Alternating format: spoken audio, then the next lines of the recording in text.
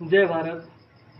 आज मैंने एक व्हाट्सएप स्टेटस लगाया था और उसमें अपने साथ जुड़े रहने वाले लोगों से पूछा कि आज कौन सा डे है। तो उनमें से अधिकतर लोगों ने जवाब दिया सैटरडे, और आज की युवा पीढ़ी ने जवाब दिया कि आज वैलेंटाइन वीक का तो कोई डे नहीं है। मैं उसी जवाब को हाजिर करने के लिए आपके सामने हाजिर हूँ। मैं आपको बताता चलूँ कि इतिहास की कुछ तारीखें जन आक्रोश का सैलाब बनती हैं। उन्हीं में से एक तारीख है 4 फरवरी 1922।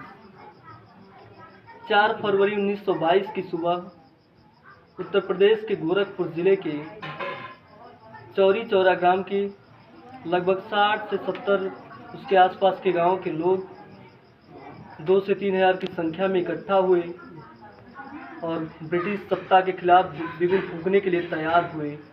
उन्होंने चौरी चौरा थाने की तरफ पैदल मार्च निकाला।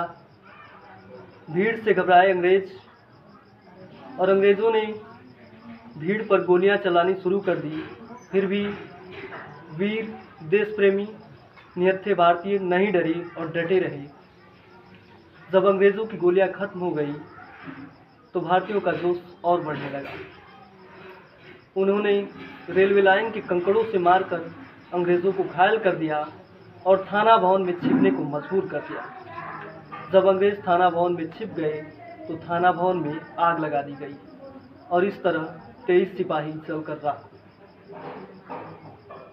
और भारतीय किसानों ने, भारतीय जनता ने ब्रिटिश सत्ता के खिलाफ एक ऐसी गवाही दी कि देखो अंग्रेज़ों, अब तुम्हारा समय हो चुका, अब तुम अपने देश में जाओ। और उसी विद्रोह की रात भारतीयों ने, चौरी चौरा के क्रांतिकारियों ने डाकघर पर, चौरी चौरा डाकघर और चौरी चौरा रेलवे स्टेशन पर तिरंगा फहराकर अपना उद्देश्य समाज के सामने रखा।